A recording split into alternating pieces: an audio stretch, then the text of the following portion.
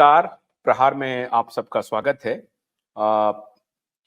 मित्रों, आज एक विशेष, हमेशा मैं कहता हूं कि विशेष मुद्दा है, लेकिन आज राजनीति में झूठ का जो लोग कीर्तिमान बना रहे हैं और उसमें कोई पार्टी अछूती नहीं है। बड़े से बड़े नेता झूठ बोल रहे हैं और शुरुआत में प्रधानमंत्री नरेंद्र मोदी से ही करना चाहता हूं कि स्वयं नरेंद्र मोदी के ऊपर ये आरोप लग रहे हैं कि उन्होंने कहा था कि 15-15 लाख रुपए हम जब सरकार हमारी बनेगी तो काला धन हम बाहर से लाएंगे और लोगों के जेब में डालेंगे, लोगों के बैंक अकाउंट में डाल देंगे। और खासतौर से सर्विस क्लास को लेकर के उन्होंने बड़ी बात कही थी कि सर्विस क्लास को 15-15 लाख रुपए अगर मिल जाएंगे तो समझिए उनका बेड़ा पार हो जाएगा। ये बात प्रधानमंत्री नरेंद्र मोदी की है और कई मौकों पर उनके कुछ ऐसी बातें आई हैं सामने जिनको कि लोग झूठ की श्रेणी में रखते हैं।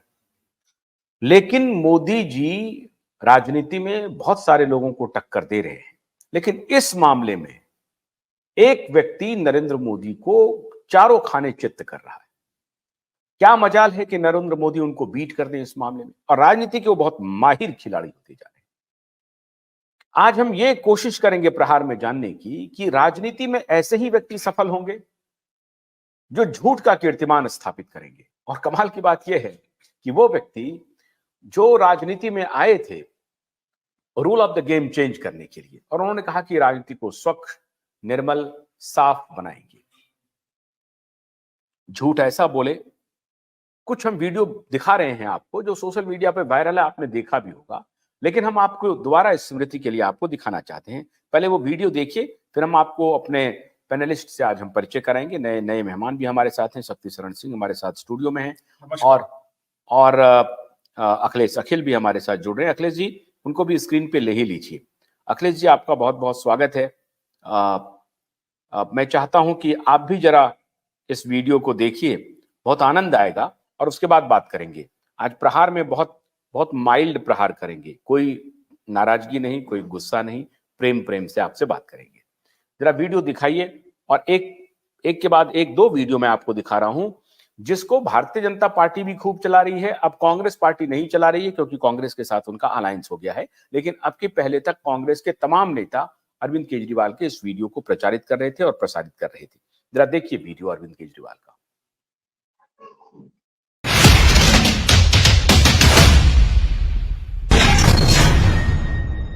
बच्चों की कसम है, ना बीजेपी से गठबंधन करेंगे ना कांग्रेस से गठबंधन करेंगे।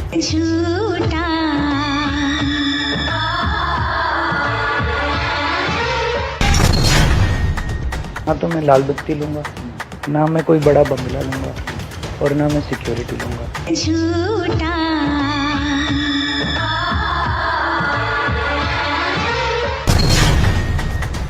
जब बाबरी मस्जिद का ध्वंस हुआ तो मैंने नानी से पूछा, नानी अब तो आप बड़े खुश हो गए, अब तो आपके भगवान राम का मंदिर बनेगा। कहती है, ना बेटा, मेरा राम किसी की मस्जिद तोड़ के ऐसे मंदिर में नहीं बन सकता।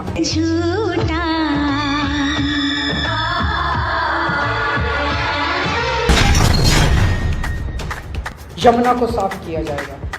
यमुना साफ कर सकते हैं। यमुना हमारे लिए पवित्र नदी है।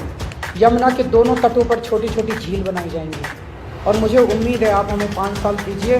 5 साल में यमुना को इतना खूबसूरत बना देंगे कि आप अपने बच्चों के साथ पिकनिक मनाने के लिए यमुना के तट पर जाना शुरू करेंगे।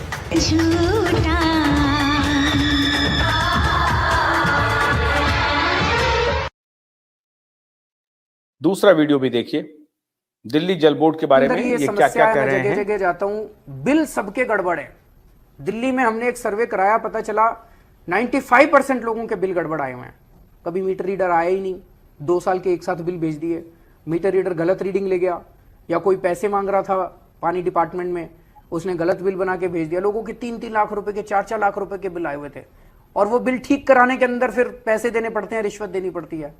और फ्यूचर में ऐसा नहीं हो, इसका हमने एक सॉफ्टवेयर बना दिया कि अपने मोबाइल फोन से अपने मीटर की रीडिंग लो और वो बिल रीडिंग हमें भेज दो, हम उसके हिसाब से आपका बिल ऑटोमेटिकली आपके मोबाइल फोन पे बन के आ जाएगा। तो अब आगे आपको मीटर रीडर की जरूरत ही नहीं है, आप खुद ही अपना बिल बना सकते हो। दिल्ली में लोगों के पानी के बिल काफ़ी ज़्यादा एक्यूमुलेट हो गए हैं। इसके कई कारण हैं। सबसे बड़ा कारण है कि कोरोना के दौरान लोगों के मीटर की रीडिंग नहीं हो पाई थी और उस वजह से कई मीटर रीडर्स ने बिना गए गलत रीडिंग भर दी, बहुत सारे कारण रहे, कईयों के गलत बिल गए, उसके बाद कई महीनों तक जब एक्चुअल मीटर रीडिंग नहीं हुई तो अगली बार जब मीटर रीडिंग हुई वो सारा पुराना एक्यूमुलेट हो गया। इसमें एक चीज देखने वाली है अब एक ही काफी सारी समस्याएं मीटर रीडर्स के मीटर रीडिंग टाइम पे ना लेने की वजह से, बिल ना मिलने की वजह से, इन चीजों की वजह से है। इनके ऊपर कई सारे अभी स्टेप्स चल रहे हैं, मैं अभी उनके बारे में जानकारी नहीं दूंगा, लेकिन जब हम उसमें सक्सेसफुल हो जाएंगे तब मैं जानकारी दूंगा। उसके ऊपर युद्ध स्तर पे काम कर रहे हैं कि अब ये गलत मीटर रीडिंग का जो सिलसिला है जल बोर्ड का, ये खत्म होना चाहिए, ये बंद होना चाहिए। इसके ऊपर हम लोग कई सारे स्टेप्स कर रहे हैं और हम आपको बाद में बताएंगे। क्योंकि दिल्ली में बिजली फ्री है, पानी फ्री है। एक मिनट में आ रहा हूं। पानी के बिल गलत आए हुए हैं। एक मिनट सुन लो मेरी बात, अच्छी घोषणा कर रहा हूं, सुन लो मेरी बात, आपके लिए घोषणा कर रहा हूं। पानी के कोरोना के टाइम से बहुत सारे घरों की रीडिंग नहीं हुई, गलत रीडिंग हुई, गलत बिल बन गए, तब से लोगों को बहुत ज्यादा दिक्कत हो रही है। बहुत सारे लोगों के गलत बिल आए हुए हैं। जिसको लगता है कि गलत बिल आए हुए हैं, आपको बिल जमा करने की जरूरत नहीं है, उनको ठीक करने की स्कीम लेके आ रहे हैं। बहुत जल्दी आपके सारे बिल माफ हो जाएंगे।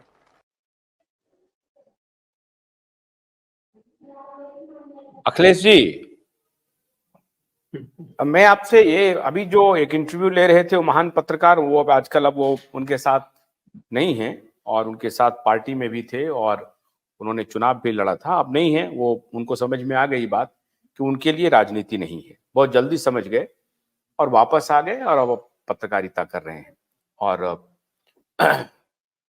ईमानदारी से अपनी पत्रकारिता कर रहे हैं, कोई दिक्कत नहीं है उसमें। आप पक्ष और विपक्ष अलग विषय है, किसी एक आइडियोलॉजी के साथ या सत्ता के खिलाफ हमेशा रहते हैं, लेकिन मोटे तौर पर मैंने उनको देखा है कि सभी पक्षों को वो हमेशा सामने रखने की कोशिश करते हैं अपने तरीके से।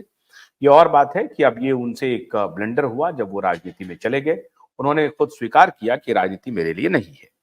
खैर, आज वो हमारा विषय नहीं है।